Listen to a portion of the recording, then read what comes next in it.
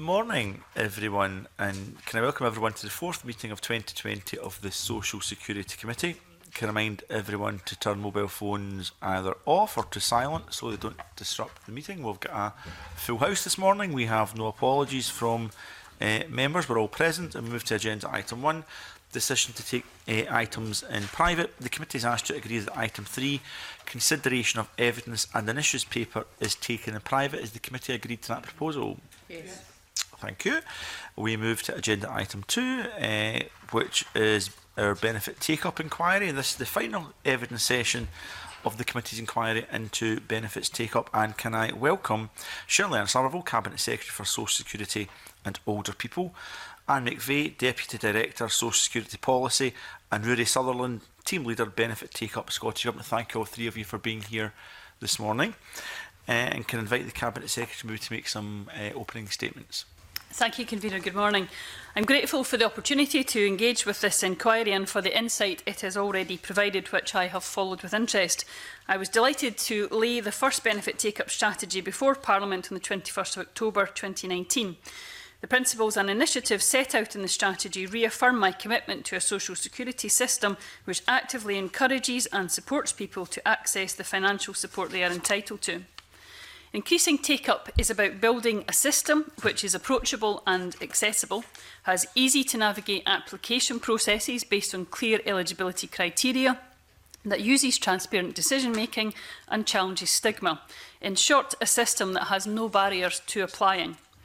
Ours is a rights-based approach to social security with dignity, fairness and respect at its heart. We are in the fortunate position of having been able to design those core principles into the fabric of the benefits we deliver from the starting point and in our promotion of benefits to encourage and increase take-up. This is supported by our work with our experience panels, extensive user research and close engagement with stakeholders. From the inception and development of our take-up strategy, just as in its implementation, we will continue that engagement. Encouraging take-up is also embedded as part of Social Security Scotland, so that the whole system is aligned and pulling together to fulfil our aspiration to maximise the numbers of people accessing support. Social Security Scotland's communication teams are embedded within the service design process for each benefit from the start, and tailored strategic communications and marketing plans are produced based on clear user research and client insights. The benefit take-up strategy was published on the same day as the call for written evidence to this inquiry closed. This meant there was no opportunity for one to inform the other. Therefore, I have been pleased that much of the evidence is consistent with our approach and would like to point out a few examples. Enable Scotland highlight the importance of local initiatives, and Professor Paul Spicker says that outreach and human contact are likely to improve benefit take-up. This is very encouraging, given Social Security Scotland's clear emphasis on local delivery and national engagement, and why we introduced our benefit take-up and income maximisation funds. The level of interest in the funds is an indication that stakeholders want to be part of this process. Many organisations highlight the importance of designing application forms and processes in partnership with those using the system, and this co-design is commonplace in everything that we do. Clear and consistent communication, tailored for specific benefits and targeted at relevant audiences, is recommended, and as I have said, this is embedded from the start. FAIR suggested that specialist services that are accessible and personalised to the client's needs, such as home visits, are vital. And again, this is another key area in delivery of disability benefits and key to us understanding take-up as our entire narrative in saying that people are entitled to financial support and should apply for it. This feeds into another clear theme in the evidence, the need to challenge stigma around benefits, that social security is both a human right and an investment in the people of Scotland. This is written into the Social Security Scotland Act 2018. These principles run through everything we do, and we are determined to shift that narrative here in Scotland. I think that can be embodied in our principle of starting from a position of trust to what people tell us.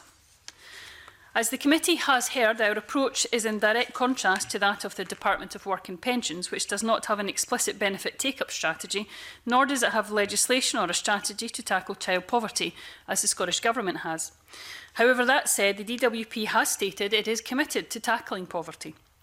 This is important given the eligibility for low-income benefits such as Best Start Grant and the New Scottish Child Payment are based on entitlement to low-income benefits which are reserved.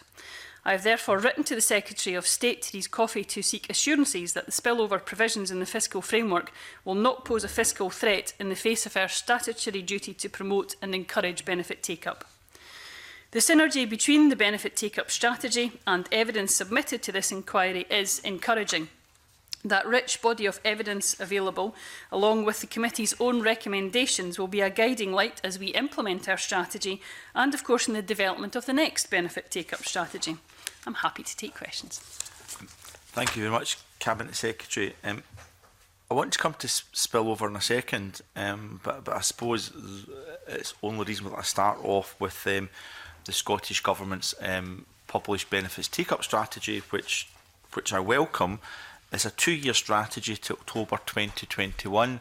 I think it's reasonable to ask, what would success look like for that strategy? I get it's the first one, but what would success look like? What benchmarks are put out there so that both the Scottish Government and this committee could make a judgment on how successful that will be?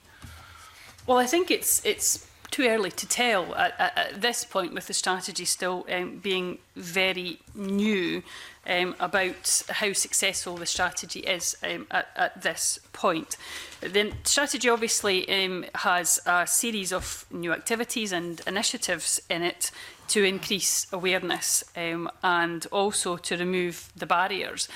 And I think the whole of everything that we're doing in social security requires to be tested against what we see within the social security benefit take-up strategy in terms of decreasing the barriers to social security.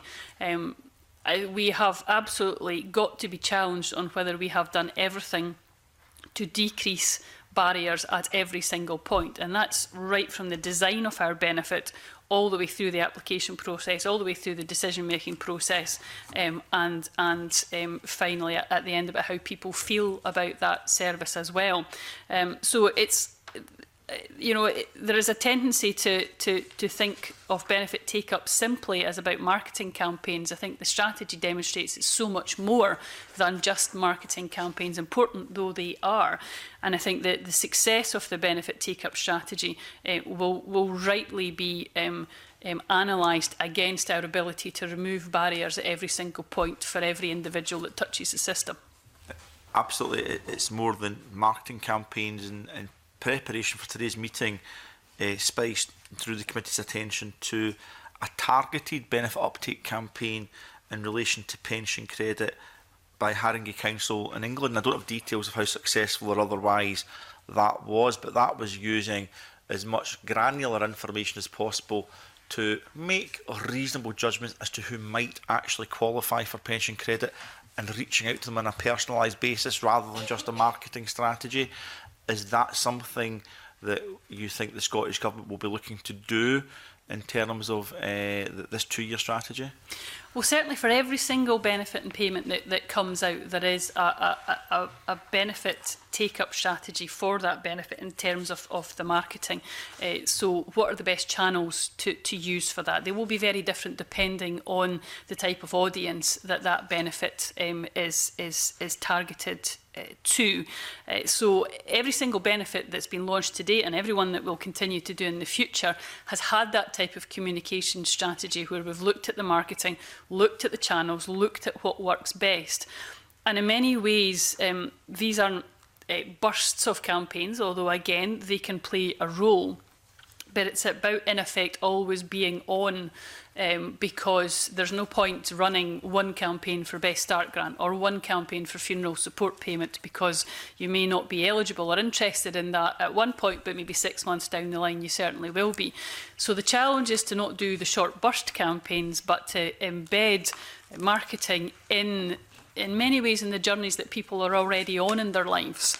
So, for example, the very, very important links that we have with health visitors, with schools, with different areas where people's lives are already taking them. And if we can embed Social Security Scotland's messaging within a person's journey, then we have a much greater likelihood of being able to increase that take-up rather than running a short burst campaign that you may see an initial spike in, but then tails off with no overall and long-term effect. And indeed, the information that the committee got was in relation to the Best Start grant, that using those relevant partner agencies and third sector organisations, whether it's nursery schools, primary schools, health visitors, whoever, led to actually a much greater than anticipated initial uptake of the Best Start grant across all ages and stages. So I commend the government in getting that bit right. So it wasn't just general marketing,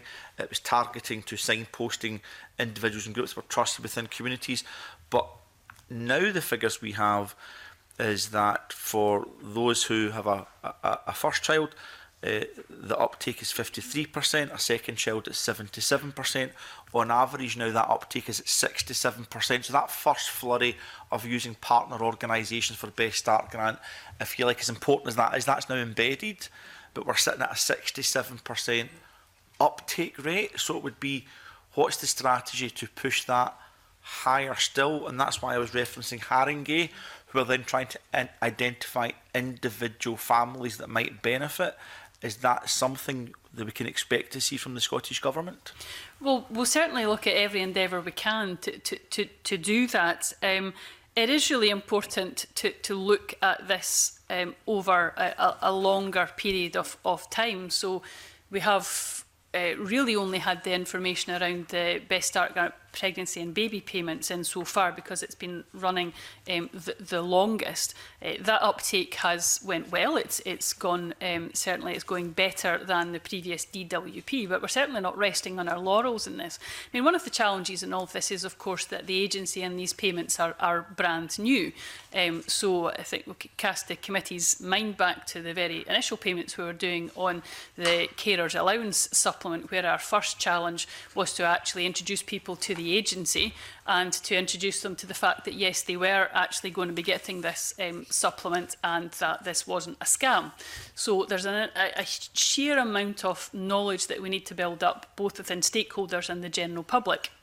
And I would point the committee to a recent visit I did to Inzivar and Holy Name primary schools, where they were again talking about, we were promoting the closing of the application window for the school age payments. Many of the mums that I met that day knew about Best Start, had applied for it, had found it very easy, but there's some that we still hadn't been able to reach and to be able to get that message out.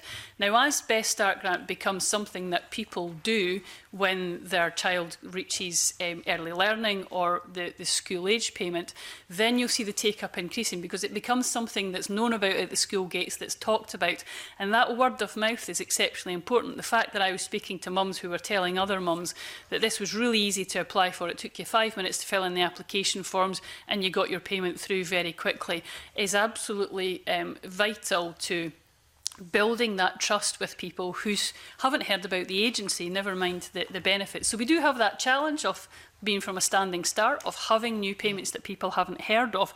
But I would point the committee to the material that we've raised awareness with all MSPs over this week, where we've actually sent out to MSPs some of the information about the proactive campaigns that we're running, some of the material that's available to our stakeholders, and indeed encouraging MSPs and MPs to be able to feed that information through as well to their constituents.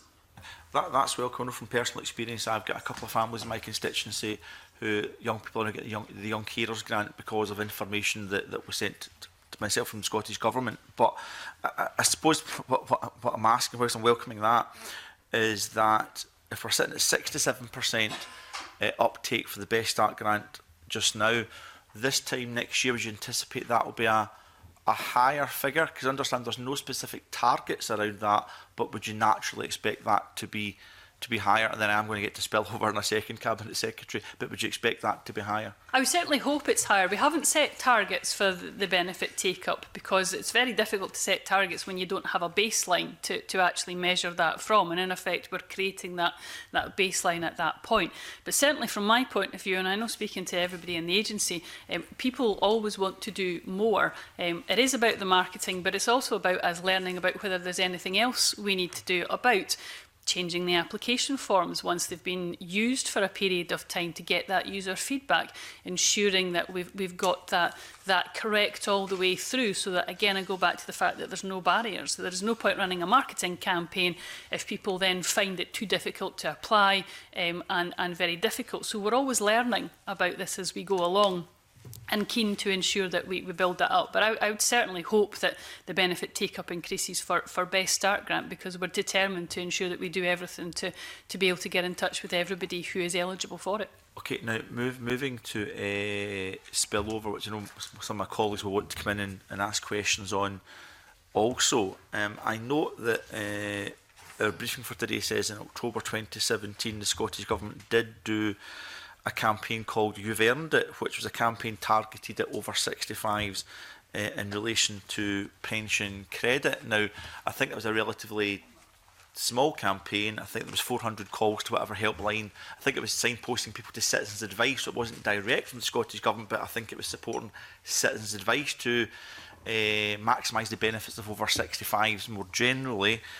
So that's positive. I don't know if you've got any outcomes. I mean, 400 calls is a relatively small cohort, I would have to say, but it does give an example of how the Scottish Government has dipped its toes in the water a little bit in terms of trying to get the uptake in Scotland of reserve benefits. Our committee has heard concerns in relation to spillover. We know that can be two forms. That can be if there's a policy change in the Scottish Government that increases uptake, then they have to pay for that, and that's clearly understood.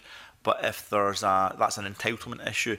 But if there's a benefits drive to get behavioural change, to get those that don't normally apply, as we've been talking about, Cabinet Secretary, that potentially there could be a financial claim from the UK Government on the Scottish Government as part of spillover. Now, we've been told that would only be in exceptional circumstances, and that both governments would have to agree before that happened. But understandably, there's been a lack of clarity around this. We've sensed a nervousness from various partners on whether this is something the Scottish Government should absolutely go forward and do without that clarity. So you mentioned you'd written to the Secretary of State, Therese Coffey, in relation to spillover. I would certainly like to see, and other committee members will have their views on this as well, a much more coordinated and partnership campaign to drive up all benefits, irrespective of whether they are devolved or reserved. Any positive feedback from the Secretary of State that can give the Scottish Government the reassurances they're looking for not to be penalised for benefit uptake campaigns of a reserved nature? Well, I haven't received her reply yet, but I would of course expect it to do that in due course, and I'll inform the committee of that. And I think that the tone I've certainly taken in my letter to the Secretary of State is that she and I have a joint responsibility to ensure that those who are entitled to a benefit receive those payments. We're taking that seriously through our benefit take-up strategy and so on. And what we need to be very clear of is about the fact that there will be no detrimental implications for the Scottish Government, financial implications from the Scottish Government, if we move to any encouragement of reserve benefits because of what we're wanting to do to increase the Scottish child payment. I think you saw from the evidence that you received from the DWP, we are on perhaps a bit of a different wavelength about the proactivity of benefit take-up strategies between the two governments. And what I'm very keen to do is that we don't allow those differences to get in the way of ensuring that both governments can work together as well as possible to ensure that people are getting the money that they're entitled to up here. So we might have differences of views on the need for a benefit take-up strategy and particular campaigns. But I would like to think that both governments could share a joint understanding that it is very important that those that are entitled to benefits receive the benefits that they're entitled to. And that's the tone that I've taken in encouraging the Secretary of State to ensure that she is of the same mind as I am, that as we move to encouraging the take-up of, for example, the Scottish Child Payment, that will have no impact financially on the Scottish Government. And I am aware that there have been different interpretations of the fiscal framework and of the spillover area from different witnesses and from different organisations. And I think it's important to stress about those being interpretations. What I'm keen to do is ensure that I have the same interpretation as the Secretary of State on this, so we can move forward with encouraging the Scottish Child Payment take-up. And that joint interpretation is very, very important as we look at the scale of the financial challenge that the Scottish Government would face if we had a different interpretation. So I'd point to, for example, if the Scottish Working Age Benefit caseload rose by 10 percentage points, that would increase expenditure on benefits by £540 million within Scotland. So these are, seriously large numbers that would, of course, have implications for the rest of the Scottish budget as we need to move forward with a balanced budget. And that's why that shared understanding is very important. And I really do hope that the Secretary of State will appreciate where we're coming from on that and be able to move forward jointly on that basis. I mean, that's a staggering figure, Cabinet Secretary. I was going to say our understanding is, but the point is that we are getting different views from different individuals, all of them pretty well respected in what their interpretations are. And I understand the nervousness if a price tag could be £540 million. But our understanding was that it would have to be agreed by both the UK and the Scottish Government that behavioural impact had caused spillover to get that cash grab. Is that your understanding? But I'm also conscious that the fiscal framework's about to be renegotiated in the near future. And to put it diplomatically, the mood music coming from a Boris Johnson UK government is now very different to Scotland than it was with other UK governments. So I'm just wondering if there's a concern that this could impact on those renegotiations of the fiscal framework and indeed in the interpretation of spillover. Well, and again, I would stress the point, these are all about interpretations, and the only way that this can be resolved is through agreement between the Scottish and UK governments, and that discussion is ongoing in the Joint Exchequer Committee. And again, I do have to be mindful of that potential risk of policy spillover if indeed that is the case. So we could have something that we think within the Scottish Government doesn't have a spillover effect, and I move forward with it. If we get to the point, though, where in the future the UK Government says it has a different opinion, and we're moving through that process of both governments having to work through that challenge, even if there was a compromise on the number at the end of the day, the number could potentially still be very substantial. So again, the risk might be reasonably small that this might happen, but if it did happen, the actual implications of it are very, very great. And that's why I'm very keen to work with the UK Government, with the Secretary of State directly, to see if we can just get through that logjam that we're in at the moment. I appreciate there's the review of the fiscal framework going on, and I appreciate there's discussions within the Joint Exchequer Committee about that process for behavioural spillovers. But to be honest, we can't really wait for that to happen, and I require that clarification at a different time frame than perhaps other parts of government are looking for, simply because of the timetable for the Scottish Child Payment.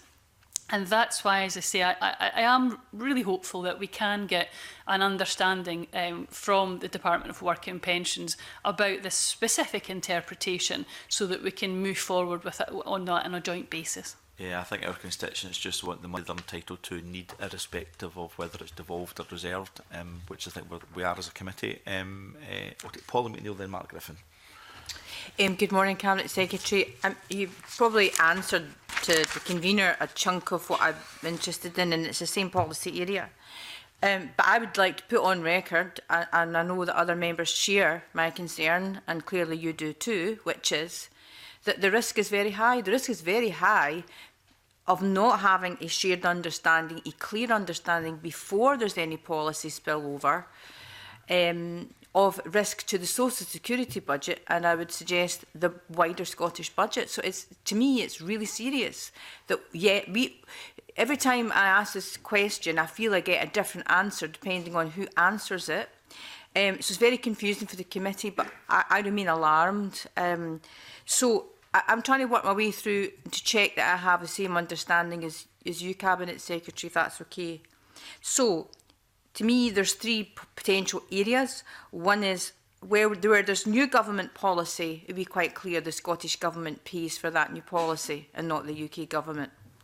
Then the second area would be increased uptake of reserved benefits where there's no policy spillover. In that scenario, is it your understanding that the UK Government would pay that uptake or not? So, I do not think that an increase in a reserved benefit should be part of the spillover. It is my understanding that it isn't part of spillover. My understanding isn't enough to reassure me that we can just crack on and ensure that that happens. But that's certainly my understanding. That's through my letter to the Secretary of State, which I'm trying to ensure that we're on a shared understanding on that basis. Yeah, because there's actually no policy spillover, because you're just talking about benefits which are already... So there's no policy change. It's just that simply there may be an increase in the number of people getting their benefits that should have got them in the first place. Was that? Yeah. Well, indeed, I think the challenge might be, we have a policy of benefit take-up. If I have a policy of increasing the reserve benefits so I can increase the take-up, is that a policy change? Now, I don't think it is. So it's the grey area still. But it's the challenge of the grey area. My interpretation is that this is not within spillover, and I want to move ahead on that basis because the difference that we can make is really staggering if we increase the Scottish Child Payment up to its maximum uptake. But I go back to the fact that the implications of us getting this grey area and having a different interpretation with the UK Government are too stark. And I go back to the fact that there is an agreement between the two governments on how to deal with direct spillovers. So if we have a policy change that impacts on passported benefits, that is a direct spillover effect. However, there isn't an agreement currently on behavioural spillover, and that's the part I'm trying to just get sorted very quickly so that everyone's on the same page on this. And we're not talking about people's interpretations and exactly. Hoping that we're correct. So really you need this understanding before we get to the point of a campaign then? Yes, and I mean, again, I would go back to stress it's not the only thing that will impact on the take-up for Scottish Child Payment, but it is a very, very important aspect of it. So, it's again, we'll get the reply from the Secretary of State in due course, and I hope that can all move What I'm us trying along. to do, so that I understand this, is separate out increased uptake on reserve benefits from the issue of the child supplement, which would be, so in itself, that's obviously a matter for the Scottish budget, but through promoting that that's where I understand the policy spill could be, is because you're encouraging people to take that up, then they notice that they haven't had other benefits. And that's a third, as a separate grey area, would you agree? Well, you could argue again that that's a behavioural spillover. And again, that's the area where there's no agreement between the UK governments. But I stress, I hope this is not insurmountable. And that's why... When do you think you can get that shared understanding? Have you any sort of timescale in mind, or no, meetings I arranged, or? think we are due to have another meeting of the Joint Ministerial Working Group at the end of February. So again, that's another opportunity for us to be able to discuss that face to face. You know, these meetings are very, very useful for at a ministerial level to be able to discuss those things, and we do manage to move things along, you know, reasonably quickly if it comes to it at that point. So I'm absolutely at the point of saying we haven't heard from the Secretary of State on this. I need to give her time to be able to look at that properly and come back with us on that. And then, of course, I'll let committee know about that. But I think we are in a time frame still of being able to hear back on this and for it to have no impact, if we do have a joint interpretation, no impact at all on how we're moving forward with the Scottish Child Payment. Those time frames don't bother me at the moment. Thank you very much. Okay, Mark. Thanks, Convener.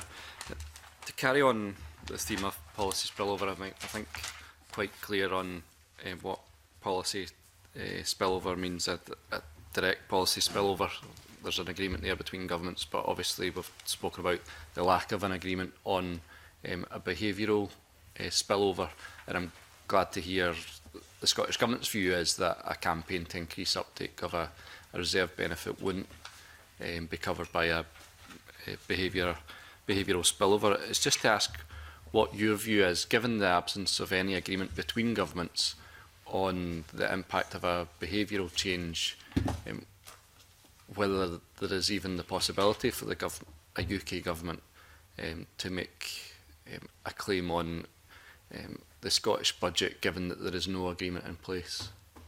I think there's absolutely the possibility that they could, because just because there's not an agreement doesn't mean that one government couldn't claim something's happened, and that's why I'm keen to move quicker than perhaps the Joint Exchequer Committee's moving at, and the review of the entire fiscal framework. Our timetables are different. So while that remains a possibility, I think it would be useful if we could move forward just to get that issue lanced, have that joint understanding.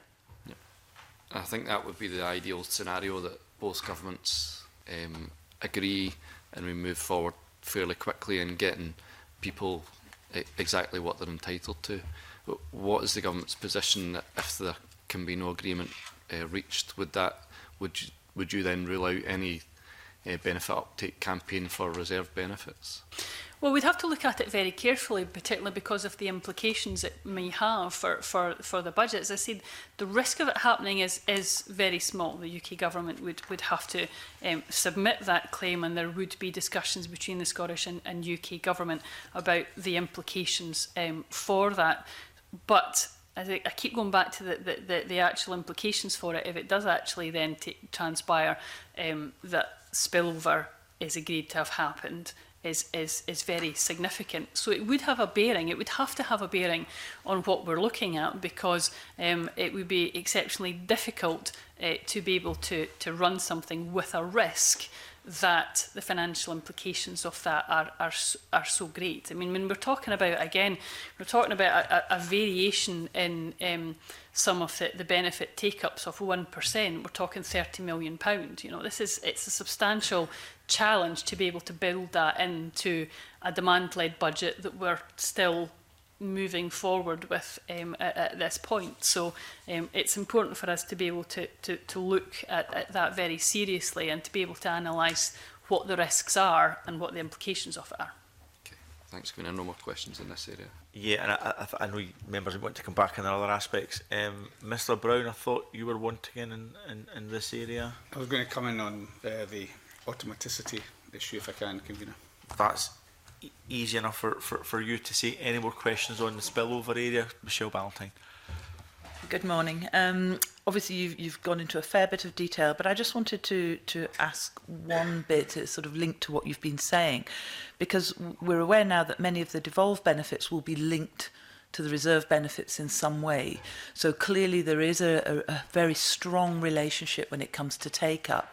And I've asked you this previously around the joint working aspect of promoting benefits and breaking down the barriers for people to access benefits through your localised advice individuals, and then being able to describe and talk about reserve benefits clearly and direct people clearly, but equally the same could be said in the job centres and through the DWP.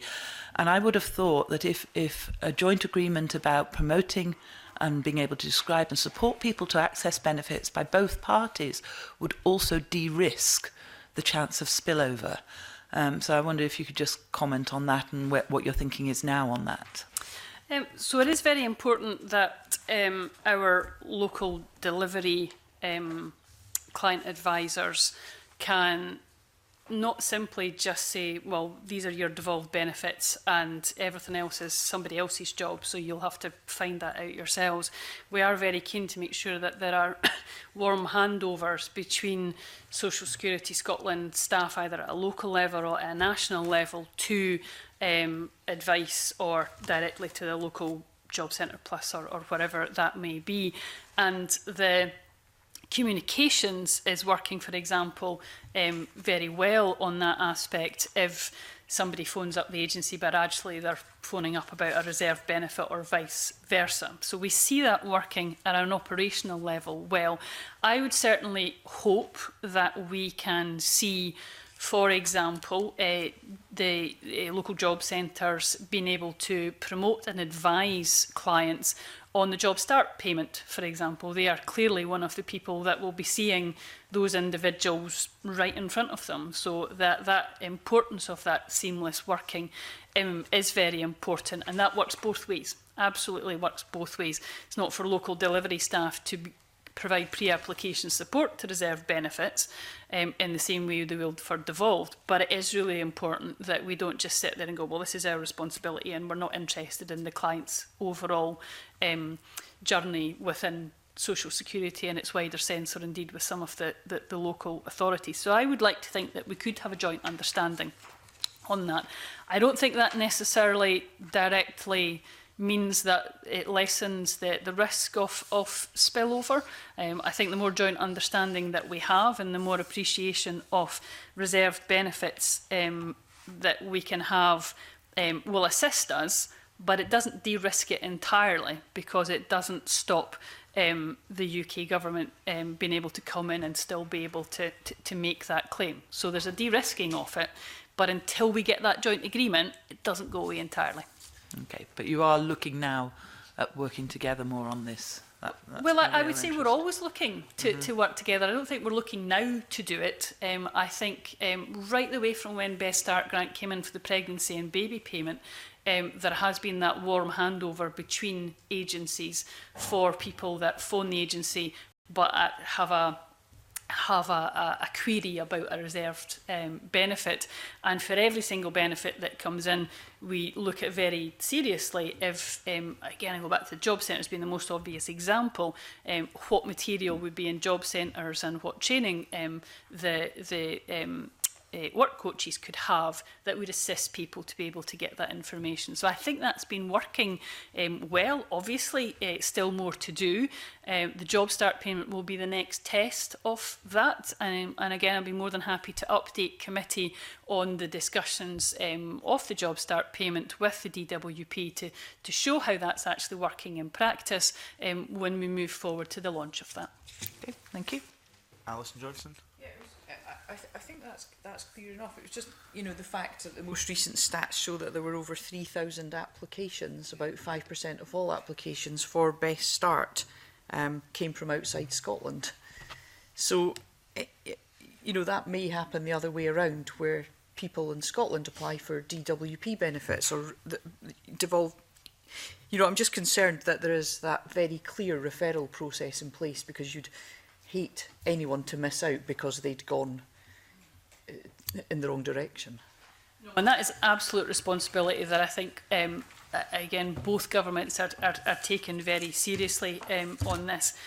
We have referral pathways being developed with organisations to be able to point to where people are going, a kind of tell us once approach, if you like, to this.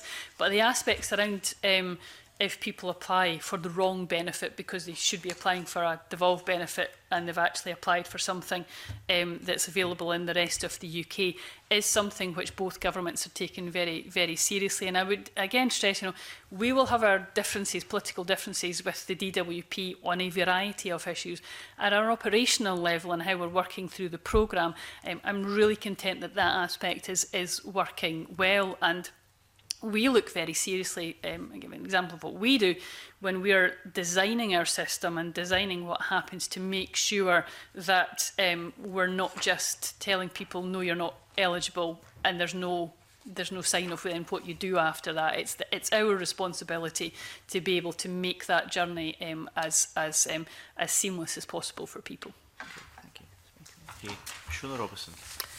I just wanted to touch on those who are still out of the system, so those that are still, use the term, hard to reach. So, what more can be done in that space to try to encourage those who, for whatever reason, have missed the messages, have missed the campaign? Is there something around the relevant partner agencies that works better? Is there an analysis being done that for those who are harder to reach, that the best way to reach them is through relevant partner agencies? Is there an evidence base to that? And if so, can more of that be done? Well, I think it is very important to look at what we do directly to clients, that kind of direct contact that we can have, whether it's through marketing or other initiatives.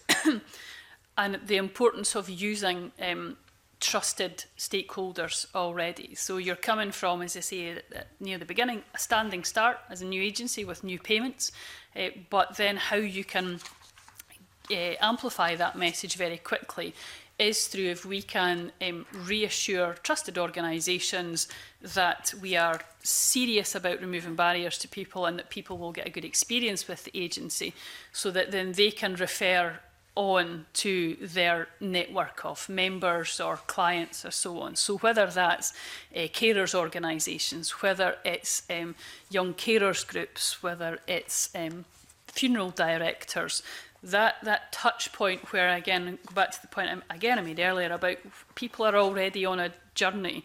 It's not their responsibility to come off that journey and somehow find out about Social Security Scotland and our benefits. It's about how we can link into the journey that a person's already on, and that touch point, whether it's the NHS, a trusted local group of carers, or those that have been bereaved. All of those points where people trust someone already is a really important part for us. And that word of mouth aspect is really, really important, because we're able to demonstrate that we have people's trust, that the experience has been a good one. Because with the best will in the world, I'll use universal credit as an example, you could run a multi-million-pound campaign encouraging people to take up universal credit, and I doubt it might have the impact that the money might suggest, because people are fearful of the system and find it difficult to apply for, and then are worried about the financial implications for it. So it's not just enough to tell people about it. They need to be able to be reassured by people that they trust that that the journey will be a simple one and that the outcome will be a fair one. Do you think there is universal understanding among the partner agencies about that? So take the NHS, for example.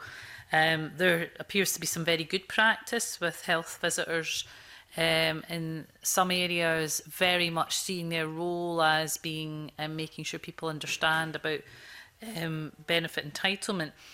But we got the sense, certainly on one of the visits we had, that that's maybe not universally the case. So do you think there's work to be done with those partner agencies, and take the NHS in particular, to make sure that the practice is more common across the piece, and that health professionals, or any professional who has contact with somebody who's maybe missing out at the moment, sees their role as being helping, get that person their entitlement?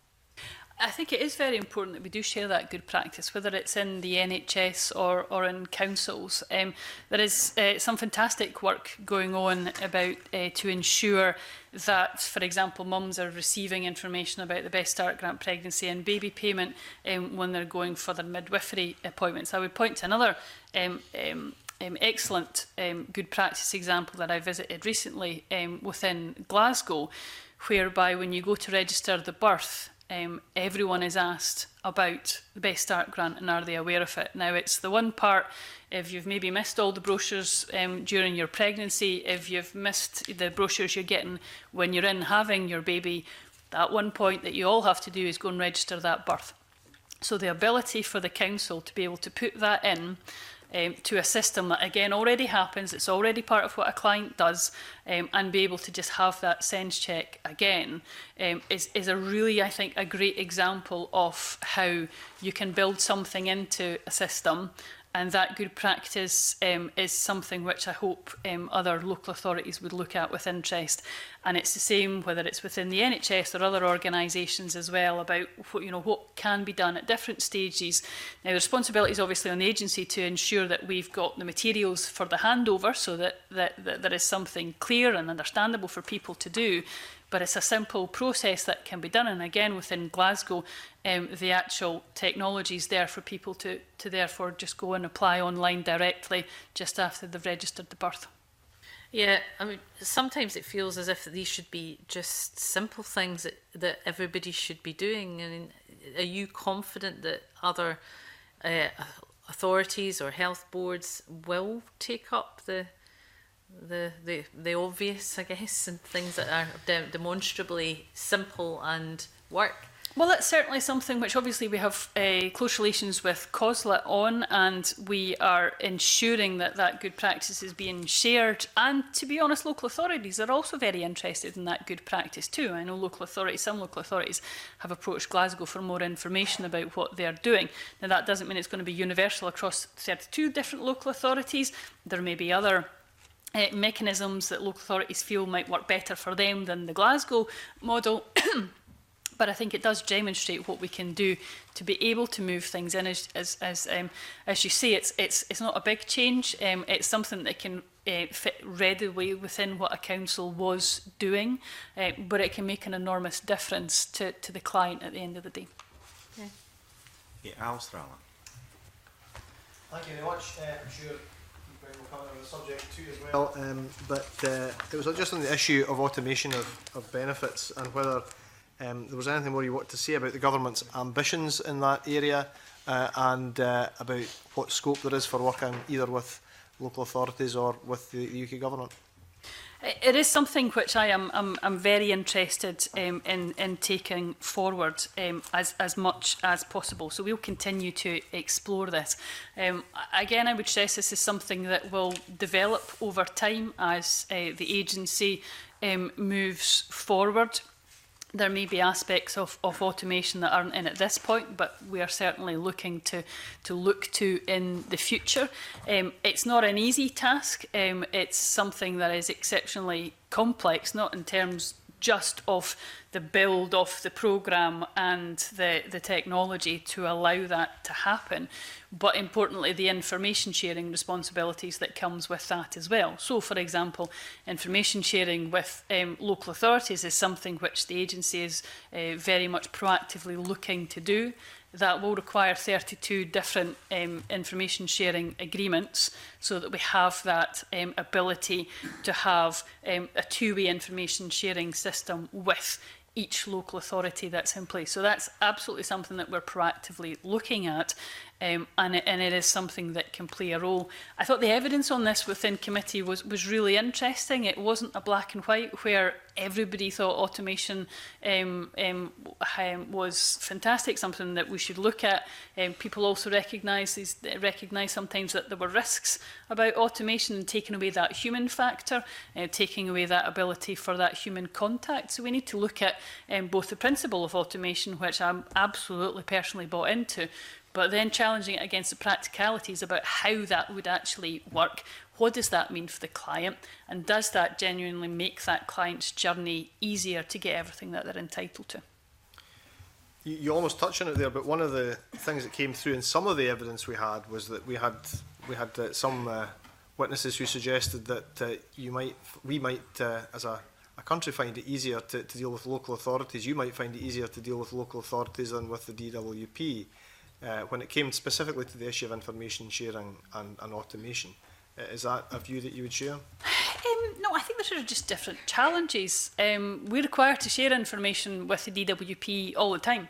We in essence do that for pretty much every case that comes through the agency at this point. Again, it's just a matter of working out what the interface for that is and ensuring that all the legal channels are in place. So I don't think we have a difficult relationship with the DWP on this. It's just a matter of ensuring that those legal requirements and the technical requirements are in place. They may take longer sometimes than we might like on either side, but I think again there's a shared understanding because both governments absolutely appreciate that there are joint clients at the end of the day. Particularly when we look at disability assistance, we will be sharing clients, and that's a very, very serious responsibility on both governments to therefore ensure that we're sharing information as much as possible. So can I ask that specifically, you've mentioned that there is a good relationship in many ways, but there are challenges. So can you give a picture of what those challenges are? I mean, what would need to be overcome in the short to medium term to ensure that automation might become a more realistic possibility in more areas? Well, I think when you're looking at a lot of the automation, a lot of it's actually with local authorities rather than the DWP. So there's a lot of different schemes that are run by local authorities that we would need to have in place. School clothing grants, for example, being one of those. With the DWP, it's slightly different. We share the information that we have at the moment. We then have to obviously move into an agreement with the DWP if we wish to have more information than we have currently. The most obvious one for that is for the over 60s that would be eligible for the Scottish Child Payment. We don't have the data for that at the moment, and there's not an interface to allow that data to be actually shared. So the fact that the DWP have the data and we would like the data isn't just a matter of the DWP agreeing that it would be good if we had it, but then we have to agree on the interface for that to happen as well as any legal boundaries that we have too. So those are the challenges that we need to work through. Thank you, Convener. Okay, I suspect Keith Brown might wish to come in at this point. Thanks, Convener. And just to say at the start, I think when I hear the word automation, I just think about a big machine where you pull a lever and something else happens. And I'm talking more about automaticity, where something happens automatically. And just to go back to the idea of, I mean, you've mentioned a number of ways where different agencies or individuals can help take up. But we've also heard, for example, last week, the UK government has no take-up strategy. It has no onus on itself, unlike yourself, to ensure increased take-up by writing that into the law. It has done no substantive research on take-up and why people don't take up benefits. And I just wondered, and I've been worrying about this for a while, whether it's not possible to start. We always say that they don't make the good the enemy of the perfect, but we shouldn't make the perfect the enemy of the good. If you start with how it could be, such that everybody was told, proactively told, with automaticity about it, what benefits they were entitled to. You still have to leave that autonomy with the individual as to what they do, but everybody was told in the same way that, and with the same persistence that people that pursue you over PPP previously or minor car crashes you were never involved in, if you had that same persistence going to people in need to tell them about their benefits. And we did hear one encouraging comment, I think, last week from DWP that there was something to do with the some digital act that they were thinking about changing to help get past some of the GDPR or comply with, but go through the GDPR obstacles that there might be to this. But I just wondered if there's any scope for the Scottish Government getting involved, because even with the piecemeal benefits, and I understand why you want to constantly improve, benefits are going to keep on changing. Different agencies will be responsible for them. People will keep on changing. And you'll always be trying to get that bit better, but it's not possible to get a quantum leap to try and get a much bigger improvement. Well, I think I'll stick to the word automation because I'm finding it easier to say than Keith Brown's alternative. But I do take his point about this. It is really important that we give people as many opportunities as possible. Now, for example, what we can do with the Scottish Child Payment at the beginning is to tell people if they were on the Scottish Child Payment that they will be eligible for a Best Start and encourage them to apply. That's good, but what we are interested in looking at is if we can move that a step forward for full rollout to say instead, you're on the Scottish Child Payment, you're therefore entitled to your Best Start grant, we will pay that automatically to you without you having to make an application. So I suppose there's different levels to automation in this. There's prompting that you can do, and then there's the ability for someone to read across the information and simply say, well, you're entitled to this, therefore you are definitely entitled to that, and we will pay it to you directly. Within that, yes, you often hear GDPR being used as a reason not to do things. The data protection legislation is particularly important, but it really is there as an enabler to ensure safe information sharing rather than a blocker. And I think that's the way it is intended, and it should be looked at. So it's really how you use what can be done within the law, whether it's on data protection or elsewhere, for the best interests of the client and to be able to share that information. We obviously need to make absolutely sure that we safeguard clients' information as much as possible. I think that is an important point of dignity, fairness and respect, is that it is the client's details and data we are holding on their behalf. It's not our data as such. But it is really important that we do look at how we can passport information with a client's permission to local authorities, to the DWP, to allow that encouragement of either prompts. And I think you're very correct to say one prompt is perhaps not enough in all of this. It's not enough to say, well, we've sent a letter, it's up to them what they do with that now. But how we continue to do that again. And I think your example of the persistence that's used in other aspects and walks of life that perhaps we haven't seen to date in encouraging people to apply what they're entitled to is an important one. Just to say that on the, you mentioned the example of, which I've used myself previously, of somebody having a baby. That's when they have to interact with the state and register the birth. They also interact when they get married or enter civil partnerships in a way that provides the state with information that might tell them automatically entitled to certain benefits, probably reserved benefits in that case. When they die, there are benefits which are applicable, and the state has this information, and there is no coordinated basis for collecting the information. We've heard from different witnesses. I've put the idea of whether it's possible for an IT system to cope with this kind of approach, and we've heard different responses. But I'm just interested, is one being launched by the Improvement Service, I see, to help disabled people access entitlements, wallet services. And they've done a proof of concept to try and see. And it mentions some of the stuff that I've been talking about, which is it stops the need for people continually having to come back or provide sensitive personal information repeatedly. And it's perfectly possible, as this project talks about, to have, I think they call it safe public agencies and safe places for information. It's perfectly possible to get a complete picture of somebody's entitlement with the minimal involvement from the person themselves, and then for the state to pick up the heavy lifting of making sure they're aware of every benefit they're entitled to. But we've had pretty much scepticism across the board in the witnesses that we've had. It would just be good to know that the Scottish Government would be willing to look at this kind of proof of concept and pilots to see how you can get well beyond where we currently are. Well, certainly take interest in the pilots that are being discussed there, and to see how that's developed.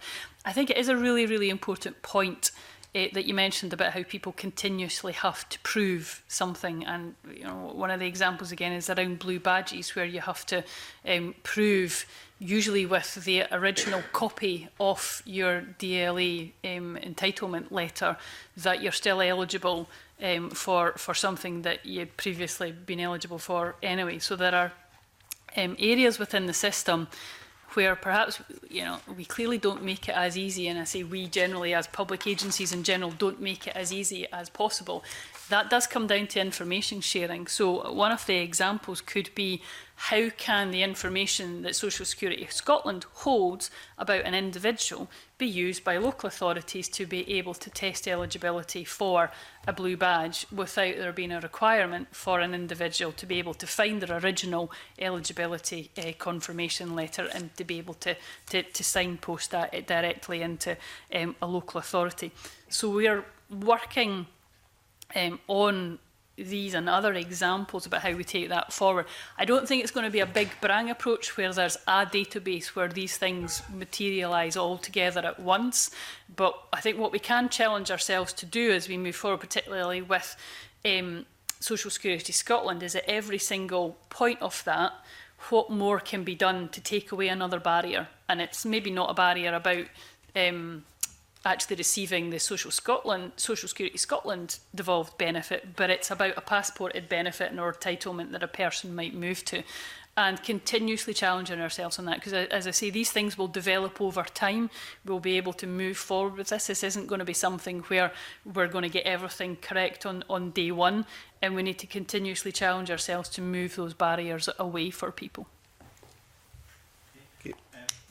Cabinet Secretary, just on Blue Badge, you've recently written to yourself in relation to Glasgow City Council and constituents regarding Blue Badges, and I made that specific point in my correspondence to yourself, that with the new Scottish Disability Assistance, if at the point that someone moves over or claims, if an underlying entitlement can be collected at that point, then a local authority need just ask Social Security Scotland and have it confirmed with no passing of data or information other than an assertion from Social Security Scotland that the individual who's applying for a blue badge in the local authority area can just get it, rather than at the moment where a lot of deeply personal information has to be sent by constituents into local authorities that, quite frankly, they don't really want to share. They just want their entitlement to be recognised, and that information does sit somewhere else. Does that mean we can expect to see those changes as the new Scottish Disability Assistance rolls out, embedded in the system, and a positive reply to my letter, perhaps? Always attempt to give a positive reply to you, Convener, but and indeed to everyone else, I would hasten to add as well. This is something that we are really looking at very seriously. Now, all of this is not necessarily within the gift of the Scottish Government. There are aspects that are to do with how a local authority administers particular schemes. The challenge we're putting on ourselves within programming with the agency is, what can we do to design out as much as possible and make it as simple as possible so that information can be shared if the correct information sharing agreements are in place to allow that to move forward. I don't think that just simply works for the client, although that's exceptionally important, obviously, because as you quite rightly point out, the less trauma and difficulty we put in place, that is absolutely really, really important.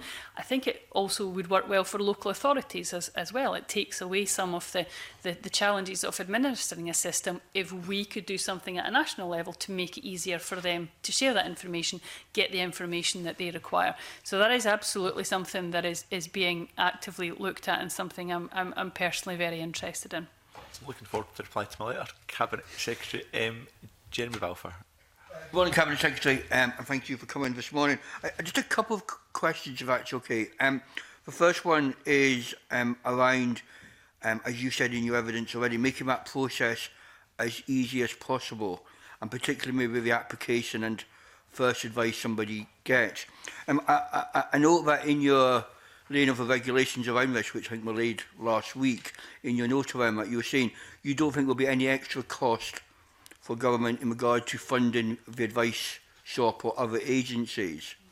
I just wonder, I appreciate maybe that's slightly left field, but in regard to take up, but I suppose my question around that is, if we're trying to encourage more people to take this up, will there not be then more people going to CAB advice shops? Thus it will mean more staff having to be employed there, thus we need an extra cost. So I'm just wondering if you could maybe just unpack that a wee bit, and I'm very happy if you want to come back at a later stage and reply more fully. Certainly, I can apply more fully, but what I would say today is we have an absolute responsibility as a government to increase benefit take-up and to make that as simple as possible. And that's not just for the clients directly, but also for the organisations who might be providing that advice. One of the ways that we're looking to do that is the benefit take-up fund that's currently, well, it's actually closed for applications, and we'll make the announcements on that soon, to ensure that organisations are in a good place where it comes down to training or their own material or their own advice, online advice hubs that they use for their own staff and volunteers, that's set up and ready for the changes that we are going to make. So I absolutely recognise that because we're changing the system, there's a requirement on agencies, citizens' advice, other organisations to therefore work to adapt. So we've recognised that and put that fund in place. The other part that's very, very important is the pre-application support you will directly can get from Social Security Scotland, and that's available. We have, I think, over 100 staff in place at the moment on this, but that will grow further this year. And I went recently to Barrhead to visit our local staff there, which is embedded with voluntary groups so that they're not sitting in isolation by themselves, but that again can be that warm handover about if somebody comes in and discusses something, people can just say, well, why don't you speak to the Social Security Scotland staff? And those staff will also do outreach work in a myriad of different places within each local authority. So I think when you look at, we are taking very seriously the implications on third sector organisations, that's why the fund's in place, and also our responsibility to provide pre-application support directly from the agency. The other area I would finally touch on is the fact that you can quite easily phone the agency up and speak to client advisors directly to ask for advice as well. That can be done quickly, where people can get through to someone where they can just talk through a query that they've had. So when you put that in place, I think we're taking our responsibility to not just launch benefits and then leave everybody else to kind of pick up the pieces to explain that to people, but we're doing that ourselves as well. I'm actually up for it. I think I suppose it is in your note as well, you say that the agency is not independent, and that it is a different role to that of agencies. But that's all. The second area, and I'm sure you're aware of that, if carers allowance needs to keep pace with the increase in national minimum wage, so carers don't lose allowances when the minimum wage increases. And I suppose just looking forward, is that something that you will be looking at budgetary going forward, not just this year, but in previous years, to make sure that the carers don't lose out on regard to this? So we are currently delivering the carers allowance through an agency agreement with the DWP. This requires the Social Security Scotland aspects to work in tandem with what the DWP areas are. So until we move to our devolved Scottish Carers Assistance, then we must work within the agency entitlements that we have with the DWP. The reason, of course, we have the agency agreement in with the DWP was to allow us to put in the carers allowance supplement at the earliest opportunity. But we are absolutely committed to working with the carers organisations to look at what they would require from a carers allowance in the future. This is one of the areas that's been brought up. We'll obviously have the full public consultation on that. We will obviously ask for advice from the Disability and Carers Expert Advisory Group on this aspect, and I'm absolutely sure that this is something which will be continued to be brought up as we move forward with that consultation. So there's not a guaranteed link at the moment between the minimum wage increase and carers going up? Well, the aspect, because of the agency agreement, is that we follow what the DWP are doing. So unless the DWP changes that aspect, there can be no change until we move forward with our carers assistance package. When you take over that supplement, will there be that guarantee? Well, that's why we're having a public consultation, so people can tell us what they're wanting to have. It's obviously something that's coming through very strongly. There's other aspects that are coming through very strongly on that, but let's have the public consultation on that in the round and be able to see what comes back. Thank you, Convener. Okay, can I ask a little bit about how we fund welfare rights, advice and support across Scotland? First of all, I just want to have any idea how much that, what the global figure that's actually spent across Scotland on it is. We've got local authorities providing advice and support, citizens advice bureaus, Social Security Scotland advisors, increasingly work coaches at DWP, a variety of independent, valuable advice sector agencies well across all 32 local authorities. Do you know what the global spend is in terms of welfare advice and support? Certainly what the Scottish Government is investing? Certainly I can provide information in writing about the Scottish Government expenditure to support these. As you quite rightly say, Convener, this is an exceptionally complex area and a complex picture of how rights advice is funded in Scotland. It doesn't simply come from the Scottish Government. It will come from local authorities. It could come for some particular projects, for example, from lottery funding as well. So it's an exceptionally complex landscape out there. But we, as a government, provide, not within my portfolio, but within Aileen Campbell's portfolio, we provide and also Jamie Hepburn's portfolio, provide support to different agencies, whether that's Citizens Advice, whether it's Child Poverty Action Group, One Parent Family Scotland. Those are all provided for the Scottish Government. As I say, they don't sit necessarily within my portfolio, but we'll certainly be able to provide that information about the Scottish Government support in writing if that would assist the committee. Because there's always a tension between, it would assist the committee, thank you, Cabinet Secretary, there's always a tension between a multi-layered complementary approach to welfare rights, advice and assistance and a fragmented system lacking coordination. You know, those two expressions can be used to describe the same system depending on your point of view. I suppose what we'd ask, we've now got a national strategy for devolved benefits in Scotland. Who takes forward that strategy at a local authority level? For example, I've appeared at both Citizens Advice forums and local authorities, and both Citizens Advice and local authorities would say probably they are best placed to coordinate that locally, not unsurprisingly. But who should be coordinating what a local authority level welfare advice and support strategy should look like?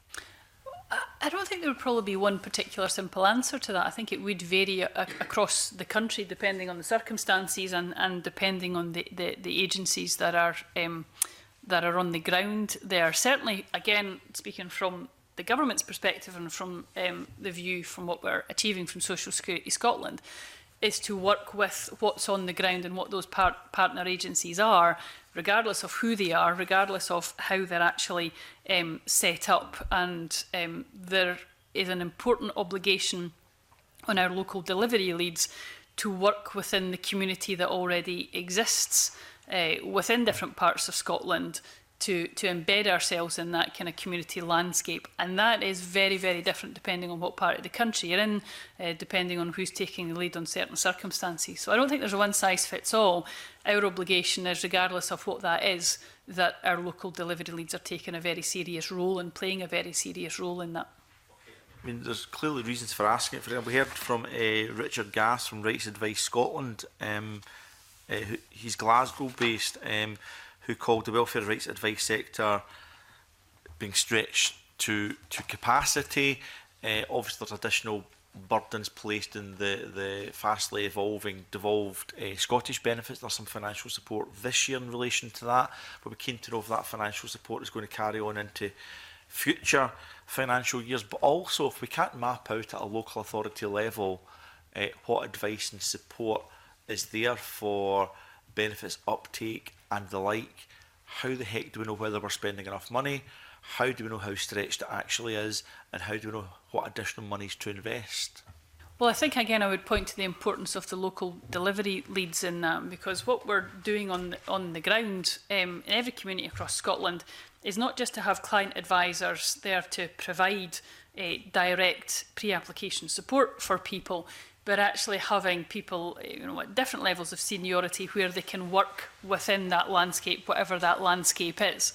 And that's the challenge that we have given to ourselves, is to make sure that we are aware of what's happening, that our local delivery leads are aware of what's happening in their areas, and they are working very well within that. We obviously, at a national level, also have our stakeholder take-up reference group, which is looking at take-up at a national level. That includes, for example, COSLA, the NHS, the third sector, and so on, to be able to look at that as well. Okay. And just on in relation to the funding, and will obviously be determined. We'll see the success of this year, see what the difference that can make. The funding is there to ensure that organisations are ready for the transition to the new benefits. Once those benefits are in place and the organisations are ready, for example, about what our new benefits look like, then we'd have to review about whether that's the right way to support agencies or whether there's a different way to do that. Does that, I mean, I'm not trying to make an issue that's not here, but does that mean that there will or won't be funding in the next financial year when those benefits are embedded? Will there be a cut of all that funding? Will it be tapered off gradually? I mean, what's the Scottish Government's thinking? Well, the funding is here as one-off funding as we move forward with a transition. We are in a different place once benefits are then in place and organisations aren't requiring to train their staff up necessarily on what's happening with a new benefit coming in and what the changes necessarily are. So again, it's about keeping an eye on the requirements of organisations as we move forward through the different steps of this journey with the devolution of social security. And it won't be the same in every year, because what organisations will be facing and the challenges that they are facing will be different depending on whether we are a couple of years before launching a benefit, whether we're moving right in that pace of we're just about to launch the benefit, whether the benefit's in place and move to a steady state.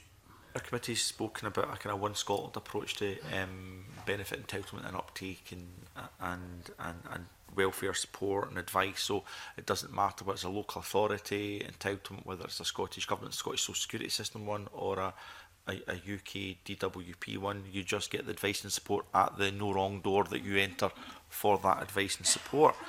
I mentioned a variety of other organisations who deliver that advice, including the NHS, increasingly important in relation to that as well. Like Shona Robinson was mentioning some of that earlier. Also, I don't want to create a bureaucracy, but I still get the feeling is there the need for that mapping exercise to be done at a local authority level. And you mentioned Social Security Scotland local delivery leads. Would they be coordinating local authorities, the third sector, the NHS, health and social care partnerships to map all of that out, including how that's financed, be that the UK Government, the Scottish Government, the lottery, NHS, local authority joint boards? It's just how do we, I agree there should be a multi-layered approach to all of this, but how do we make sure that's coordinated at a local level without mapping it out? So has that mapping begun, and is that the responsibility of those local leads you referred to, Cabinet Secretary? No, the local delivery leads are there to be able to be part of the community that already exists within local areas. They are absolutely not there as the new kids on the block to come in and coordinate with people who have been there in many times for decades as part of it. But it's important that they seamlessly fit into what's happening within that community. So it's not their responsibility to come in, take over or coordinate something that organisations will already have within their different local authority areas, means of coordinating the support and information sharing between organisations, and that will vary within different local authorities. That's helpful. It'd be quite good to get some details of what is and isn't been funded by Scottish Government and partner agencies to get a better picture of what's happening across Scotland. Appreciate that. Are there any other questions from members? Apologies, I didn't realise other members. I was just adding questions that members did not wish to ask further.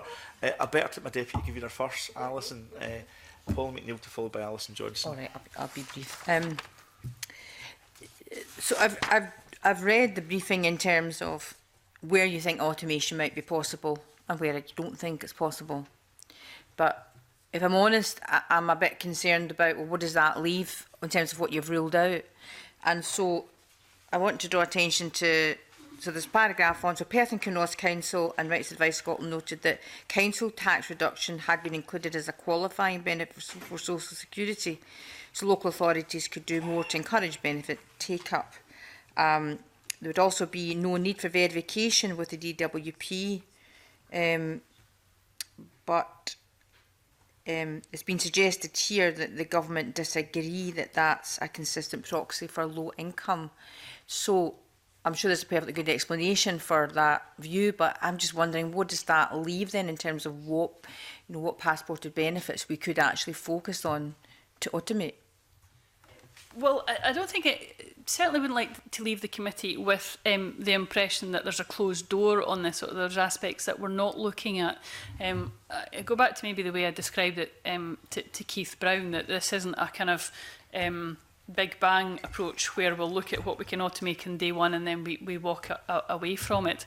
There's certainly, I'm very interested in automation. I'm very interested in what we can do with our links with local authorities on automation. Now, that's obviously not all within the Scottish Government's gift. It will be up to each individual local authority about what they want to automate once we have the information sharing agreements in place with the local authorities. And, I would hope that that will certainly be able to happen, and local authorities can see the benefits for themselves out of that, just as there's benefits for the agency. So there's absolutely not a closed door to looking at aspects. Some will be more challenging than others. Some will be more expensive to implement than others. There will be different priorities, and I suppose it's more about that, I would say, rather than a closed Asking door specifically though, so I understand that's your position and has been consistently been your position, so I'm happy to hear that. But the government's position, as I understand it, is that you disagree that council tax reduction is not a consistent proxy for low income. So I just wonder why you're ruling that one out, because it seems like it's a place to start. Well, there was aspects when, for example, we were looking at Best Start grant, where certain organisations thought that that should be part of the eligibility. You're quite right to say that one of the reasons for it not being part of the eligibility was it's not a good proxy for low income households. And the challenge, therefore, back when we were doing the eligibility was what else can be put in place to make sure that we're widening that net as much as possible. Other people may take a different view on that, but I'm certainly still satisfied that that's the case, that we've moved the eligibility to ensure that we are maximising the number of low-income households that we have within that. Thank you. Alison Johnson. Yeah, I'd just like to inquire about the £600,000 funding to support the take-up strategy. And I know that we will all warmly welcome that, but I know that some groups and organisations have expressed concerns about how that was arrived at, and just like to understand a bit more about where that figure came from. Why was that amount decided upon? Well, with all of these aspects, I suppose it was my responsibility to when I was looking through this at officials, to see that we had something in place that I thought could make a difference. I think the fund is a substantial funding which is there to deal with a particular issue that we have at the moment of organisations that will be required to make changes to be able to provide the level of support that they have. The decision was taken within government, as all those decisions are, to put that fund in place and to what that level would be. And if it becomes apparent that more may be necessary, is that something you'd be willing to look at? I think we're discussing the budget further today, and we'll be looking forward to the further processes, and I'm sure if other parties feel that we should be doing more on this or on any other aspect of social security, then that's something that can be deliberated during the budget discussions. Okay. In Gender, in their written submission, they they raised concern. They were referring, I think, particularly to, well, they were pointing out that 86% of cuts to the tax and benefits system will come from women's resources, and they were, I think, just stressing the importance of understanding what's going on in terms of protected characteristics and equalities impact. And they say that without equalities data, it's impossible to measure the success of efforts to target take-up. and I know that they have been in discussion with the Scottish Government about the fact that the minimal information that was required to access Best Start grant perhaps means that we're not collecting the data that an organisation like Engender, for very good reasons, would like to see collected. Just wondered if you could update on that, because there's, I think they say in their submission that they still... We've had assurances that the Scottish Government intends to address the data gap as a matter of urgency, but the details of this are yet to be fully discussed.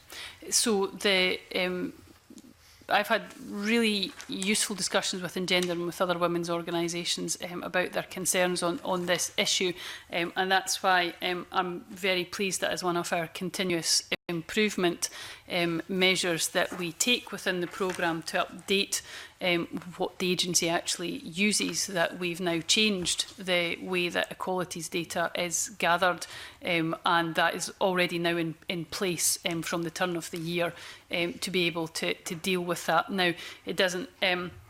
we still have a challenge to make sure that we're gathering all the data that may help us on this. But I hope the fact that I've taken action to deal particularly with the equalities data challenge that we did have, and that we weren't collecting enough of it, has now been put in place and is already actioned. And the way that we're doing that collection of data is as I say, live within the agency systems now. Thank you. Okay, Keith Brown. Just very briefly to say that we've heard from a number of previous witnesses that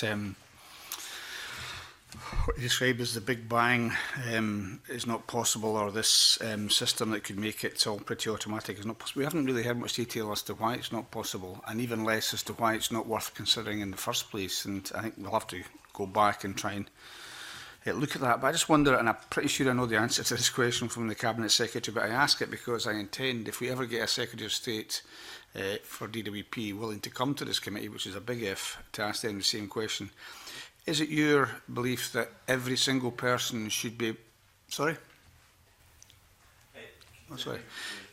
Is it your belief that the aim should be that every single person gets every single benefit they're entitled to? Well, that's absolutely the determination of the government, and in fact it's a requirement that the Parliament wish to see on how we deliver social security Scotland's benefits and how we move forward with Social Security Scotland. And I would go back to those underlying principles that we have within Social Security. It is a human right, it is an investment, and it is therefore the obligation of the government to ensure that those who are eligible for payments are not only know about them, but they know that the process is simple. They know that the application process is simple as well, that they'll understand the eligibility and they'll get a fair decision at the end of it. And if the government takes all of those responsibilities exceptionally seriously, as we do, then you will move forward to a position where there can be increased benefit take-up, because we've, and I know the committee's heard a lot about the stigma that people feel about applying for payments that they are entitled to. And we need to absolutely challenge and remove that. And that, again, is part of the wider landscape that I would point to about taking away every barrier that you possibly can at every stage in a client's journey. And that goes from pre-application support all the way through the decision. I hope the UK government would share those ambitions and certainly ensure that they're facilitating anything that needs to be done to ensure that the Scottish Government can deliver on that as well. Would have to be brief questions. Any more questions from committee members? Okay. Cabinet Secretary, can I thank both you and your officials for coming along this morning to give evidence. It's been very helpful. We will report in due course. And we now move to agenda item 3, which we previously agreed to take in private. So we now move into private session. Thanks.